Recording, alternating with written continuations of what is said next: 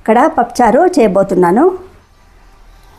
ఇందులో కావలసిన పదార్థాలు ఏంటంటే పచ్చిమిర్చి, ఎండుమిర్చి, క్యారెట్, టమాటా ముక్కలు, ఉల్లిపాయ ముక్కలు, కరివేపాకు, వెల్లుల్లి, ఇక్కడ మెంతి పొడి, కొంచెం చక్కెర వేసుకుంటున్నాను. మళ్ళీ ఇందులోకి చింతపండు, టమాటా ఇది కూడా ఉడికించి పెట్టుకున్నాను. వేడైంది, ఇందులో నూనె వేస్తున్నాను.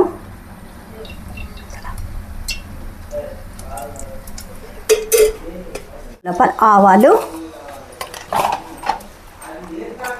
మరియు జీలకర్ర ఇవి కొంచెం వేగాలి. వేగిన తర్వాత ఇందులో పచ్చిమిర్చి కూడా వేయాలి. ఇవి కొంచెం వేగనిచ్చిన తర్వాత ఇందులోకి కొంచెం వేగిన తర్వాత కొంచెం వేగాలి. ఇది కొంచెం బ్రౌన్ కలర్ వచ్చేంత వరకు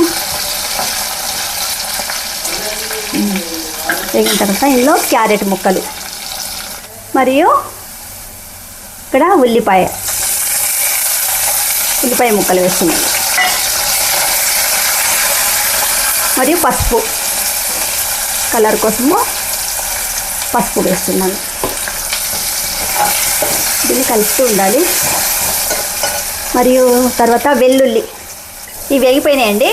ఇప్పుడు మనం ఉడికించి పెట్టుకున్న పప్పు, చింతపండు, టమాటా రసాన్ని ఇందులో వేస్తున్నాను. ఇందులో ఉప్పు వేసుకోవాలి, మనకు తగినంత ఉప్పు. ఇప్పుడు మన కరివేపాకు ఇలా మొత్తం ఆకులుగా కాకుండా ఇట్లా ఇక్కడ కనిపిస్తున్నాయి కదండి, ఇట్లా వేసుకుంటే ఇవి మరిగేటప్పుడు చాలా టేస్టీగా అనిపిస్తుంది. ఎంత మంచిగా ఉంది, మంచి కమ్మటి వాసన వస్తుంది.